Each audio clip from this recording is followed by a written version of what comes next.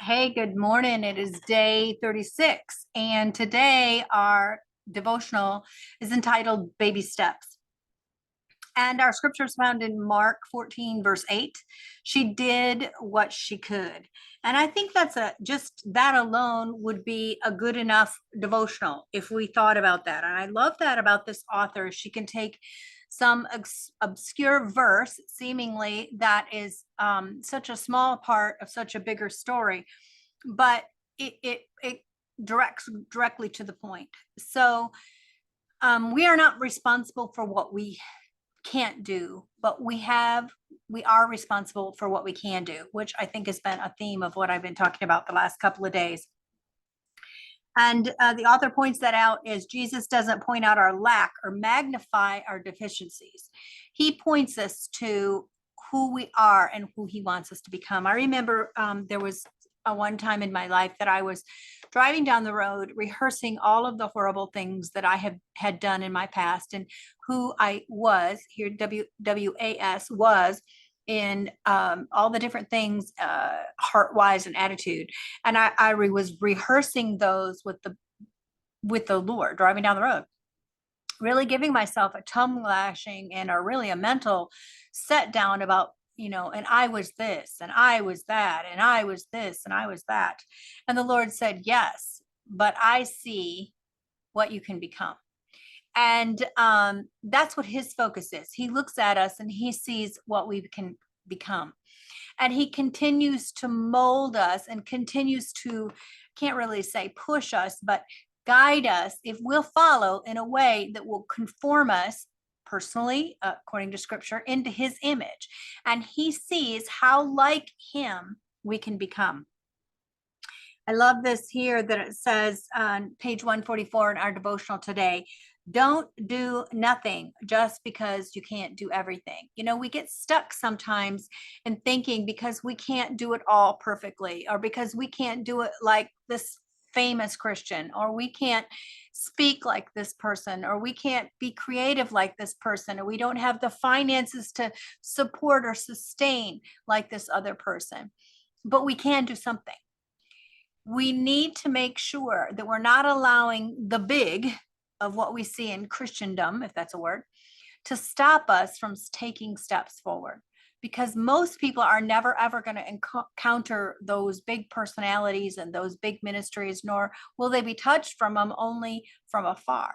But you and I can touch people where we live. We can touch people in the cities that we live. We can touch people who attend our gatherings or who we attend their gatherings. We can touch people when we go to clubs and societies and church functions or gatherings. We can touch the people that we know. We can touch our families. We can touch our friends. We can touch our coworkers by extension.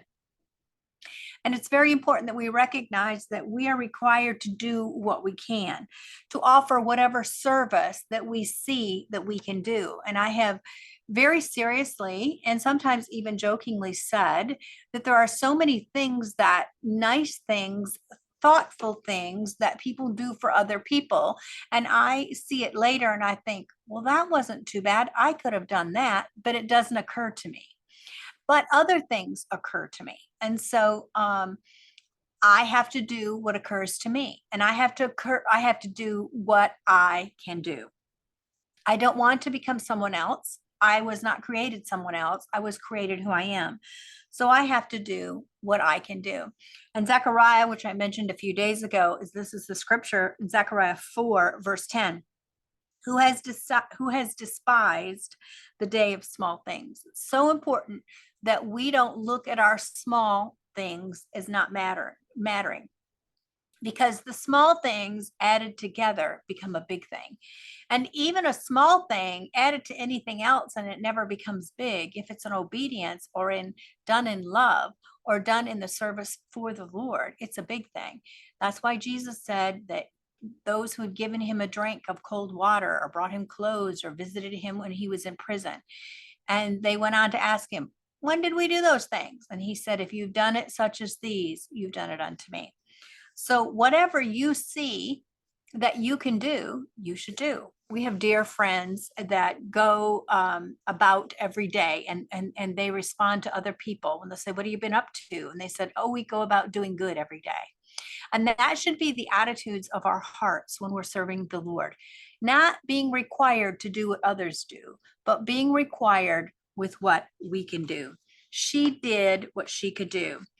She did what she could do. What are the one or two things, those small steps that you can do that the Spirit of God has shown you, or that you can see? Maybe sometimes we don't realize it's the Spirit of God that is letting us see those things because it just seems like it's so small, or it just seems like it's so insignificant, or it's something that you see a lot.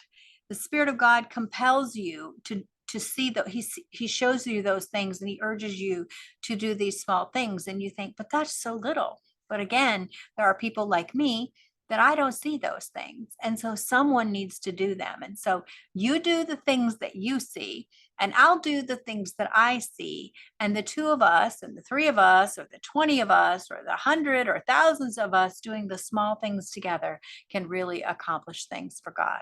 So today I'm asking you to ask the Lord to show you the things that he wants you to, the steps he wants you to take, the small things that you can do, because you can do what you can do. And isn't that deep today? You can do what you can do. She did what she could, and you can do what you can too. God bless you. See you tomorrow.